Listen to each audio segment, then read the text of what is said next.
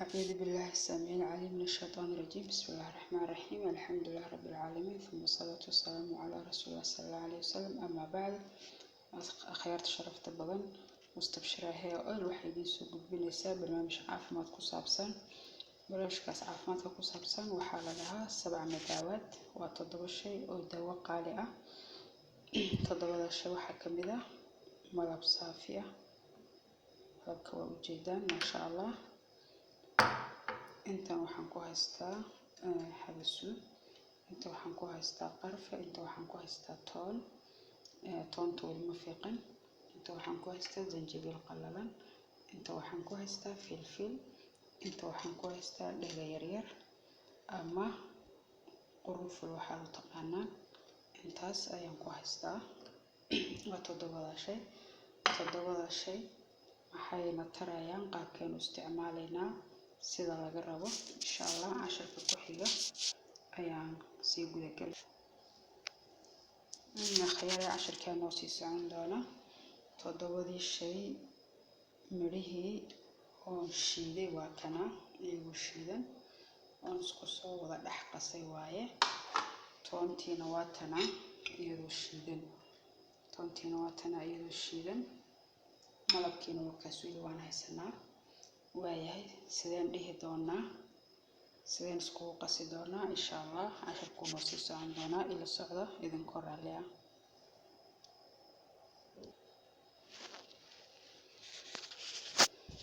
asxaabay inta waxaan ku riday oo iskugu geeyay alaabtii powderka ahayd iyo toontii shiidneed iyo malabkii.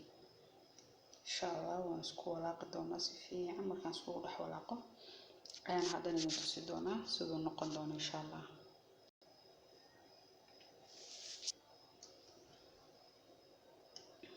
akhyaarey wakaas markaa isagoo si fiican isku soo dhex walaaqay. wax wakaas ku jiro kulli malabkii iyo madaawaadkii toddobadii shay way isku dhex milmeen.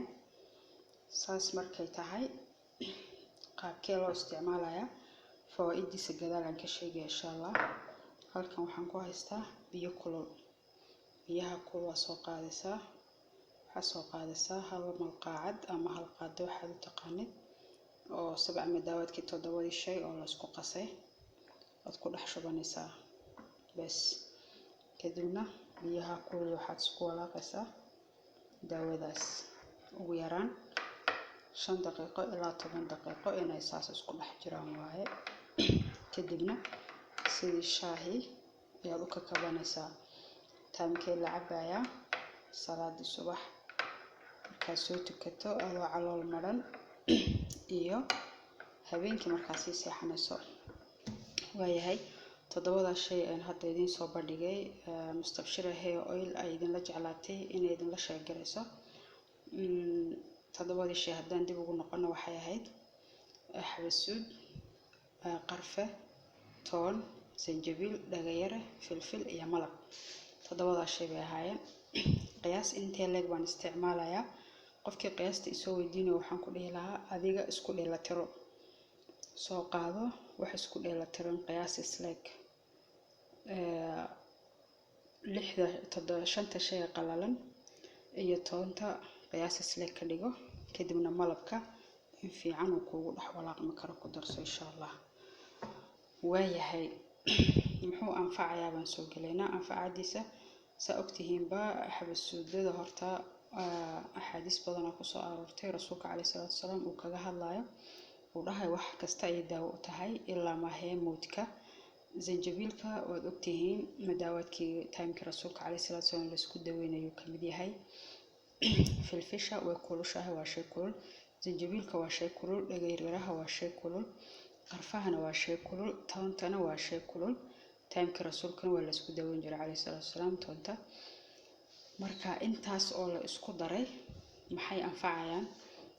cuduradan hadda sida hargabka ama neefta lagu kala qaadayo ama la leeyahay qofka hadduu qofka kale isagoo ag maray qufaco ama hindhiso uu qaadaya oo hadda coronavirus adduunka dhan qabsaday oo kale haddii aan gudagalo qofka jirkiisa wuxuu ku jirayaa sidaan akhrinayay 14 maalmood gudahaas فيروسku kugu dhex faafaya kadib wuxuu ku keenayaa hindhiso badan qufac badan neefta kugu dhegta cudurrada marka neefta kugu dhagaysa waxay la xiriirayaan hindhisada iyo qufacba sanbabka ay la xiriirayaan sanbabka marka waxyaalahan haddii aan isticmaalno sanbabkeena markasta nadiif ayuu noqonayaa virus gudaheena ku jira hadduu noqdo viruskaas uu dilayaa tabaryari haddii ay nahayso tabarteena kor buu soo qaadayaa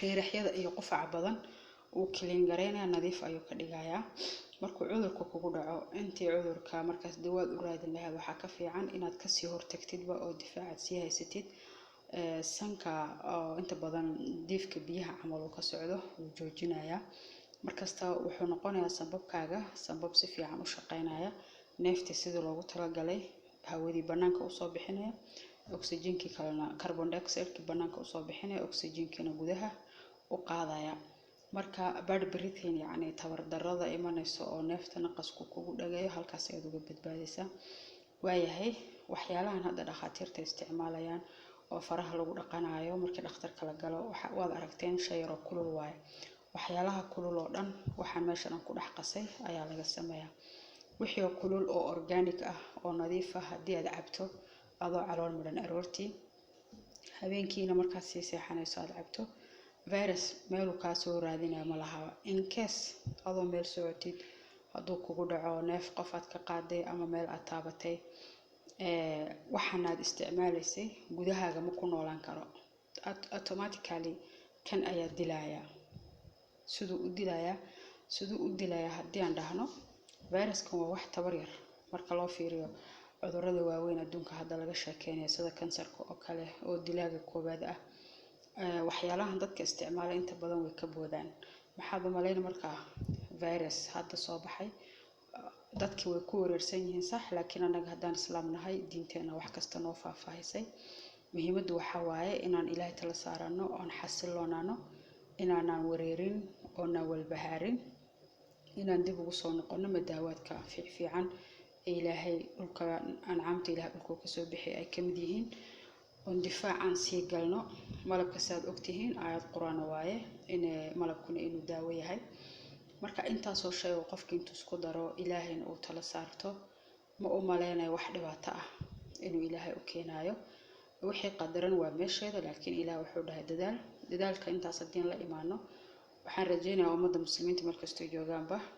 inuu ilaahay ku badbaadinayo insha allah haddaan Soomaali nahay dad iska tabararo ducafaa baan iska nahay waddankeena iska qasan yahay marka anaga badbaadadeena inaan ka dhigano kow tala saarashada ilaahay laba niyadeena inaan xasilano inama acmaal biniyat aan niyeysano madaawaadka noocan inuu ilaahay inagu difaacayo yaa cabi kara waxaa cabi kara qof kasta oo hooyo aan ahayn markaan leeyahay hooyada nuujinaysa ma cabayso hooyada uurka leh ma cabayso hooyada uurka leh ma cabayso hooyada nuujinaysa ma cabayso ilmaha wixii 3 sano ka yarna ma cabi karaan ilmaha yaryar qaabkii loo kaalmeyn lahaa iyo hooyada uurka leh ama hooyada naaska nuujinaysa qaabkeedana isku difaaci lahayd casharada ku xiga in soo galin doono ayuu noqon doonaa insha Allah hadda anaga habeen bay noo tahay